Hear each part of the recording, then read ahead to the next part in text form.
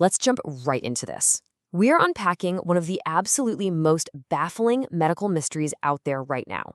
Seriously, it's something happening at the very edge of human life, in hospital rooms and hospices all over the world, and it completely defies our materialistic understanding of biology and the brain. Today, we're exploring exactly what happens to the human mind in its final hours. So think about this for a second. Where exactly does the mind go when the physical brain fades? I mean, we've all been taught that our thoughts, our memories, the whole shebang of our personalities are just entirely dependent on the physical wiring of our brains, right? But what if I told you that at the absolute end of life, the human brain regularly does things that shouldn't be biologically possible? Like people with severe, irreversible brain damage suddenly and completely acting just like their old selves again? Okay, let's dive into this, because Hollywood actually paints a really inaccurate picture of dying. You know the trope, the classic 10-minute, perfectly coherent monologue on the deathbed. Yeah, that's just not how it works. In reality, hospice professionals observe something far stranger. They see sudden, unexpected rallies, and this incredibly fascinating phenomenon known as visioning. So let's start with visioning. According to experienced pros like hospice nurse Julie, who educates millions on end-of-life care, this usually happens a few weeks before someone passes. Patients who are otherwise totally alert and oriented will start clearly seeing and conversing with loved ones who have already died. And the really remarkable thing, they aren't scared or distressed by this at all. They're genuinely comforted. They usually receive messages saying, that it's okay and that they're going to be taken care of. Now, if you're a highly analytical person, your first instinct is probably to say, well, obviously, they're just hallucinating from medication or a lack of oxygen, right? But medical professionals are super clear on this point. Visioning is not ICU delirium, and it's not psychosis. A lot of these patients have perfectly normal oxygen levels, and they aren't even heavily medicated. They're lucid, they're clear, and they can even logically discuss what's happening with their nurses, saying things like, look, I don't understand it either, but I know for a fact I'm talking to my deceased relatives. But here's the thing. Visioning is really just the warm-up for the main mystery we're looking at today, terminal lucidity, or as it's often called, the rally. This is a brief, totally unexpected return of clear thinking, memory, and speech in patients who were previously confused or completely unresponsive.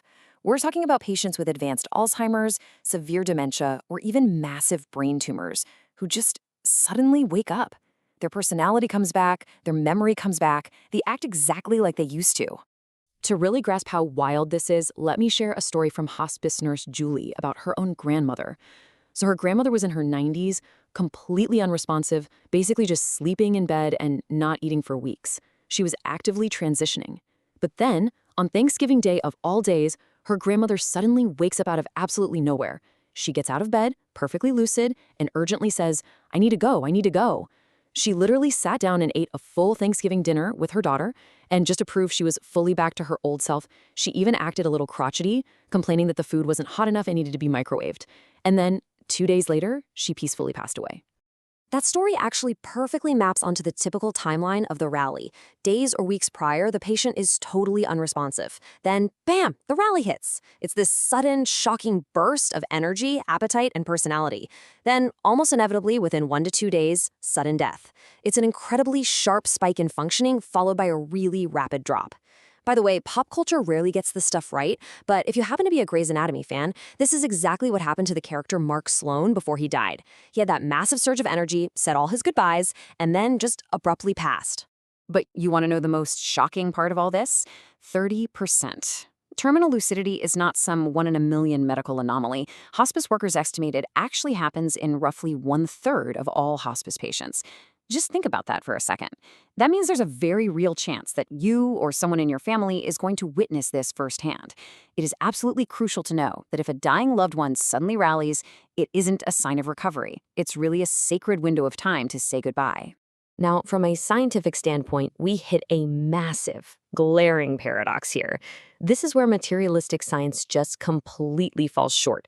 I mean, how on earth does a brain that has been physically destroyed by severe dementia suddenly produce coherent speech, logic, and memory?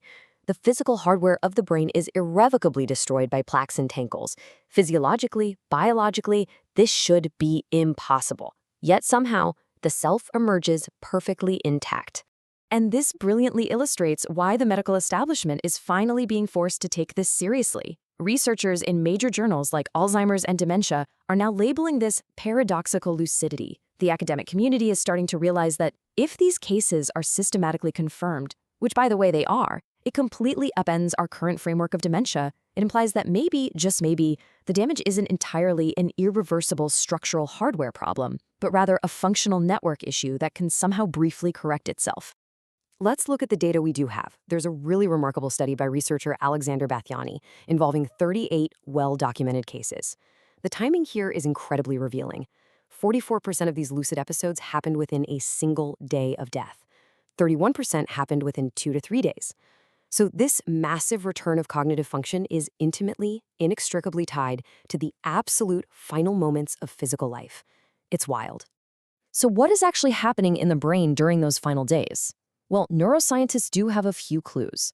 Studies looking at human EEG recordings and even in animal models like rats have shown that as oxygen drops and the heart stops, the brain doesn't just quietly fade out. Nope. Instead, there are massive, highly organized surges of neural and electrical activity. We see dramatic changes in neurotransmitters. One working theory is called cortical disinhibition. Basically, the damaged parts of the brain that were suppressing function suddenly lose power. This inadvertently takes the brakes off the system, allowing for a final, complex synchronization of whatever brain networks are left. Interestingly, this ties into a broader medical phenomenon called paradoxical emergence. Believe it or not, we've seen similar things in other areas of medicine. For instance, some patients in a vegetative state have briefly regained consciousness when given a powerful sleep drug like zolpidem. Or sometimes, children with severe autism show really remarkable behavioral improvements when they have a high fever. What these all share with terminal lucidity is a deeply disordered neural network that somehow, briefly, recovers its function after a severe physical shock to the system. Let's move to and see how this builds into another heavily documented phenomenon, because this physiological impossibility forces us to look at near-death experiences, or NDEs.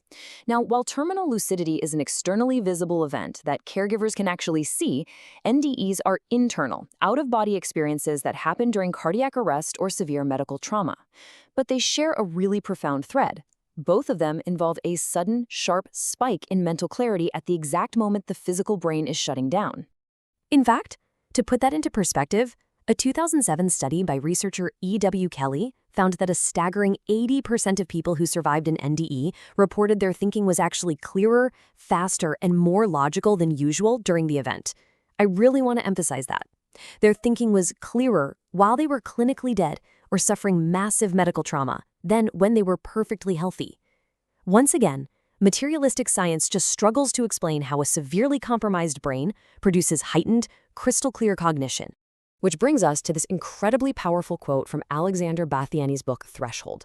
He asks, why is it at the decisive crossroads of death and dying, when the biological machinery of our brain ceases to function appropriately, we find that an active mental life is even possible? I mean, that right there is the core tension of this entire explainer. Literally everything we know about biology says the mind should dim as the brain dims, yet time and time again, we see the exact opposite happening. And that leaves us with a truly profound, lingering question. Is the mind separate from the brain? Because materialistic science can't explain this phenomenon, some absolutely brilliant minds, like Nobel-winning physicist Roger Penrose and microchip inventor Federico Faggin, have suggested something totally radical. They suggest that consciousness might exist entirely independent of the physical body. Think about it. Is the brain actually just a receiver, kind of like a radio, tuning into a consciousness that exists somewhere else? When the physical hardware breaks, the signal is lost to us, but the broadcast itself remains. And perhaps, just before the power cuts out completely, the static clears for one final, perfect song.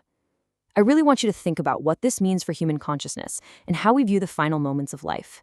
Thanks for hanging out and exploring this with me today. Keep learning, keep questioning, and I'll see you next time.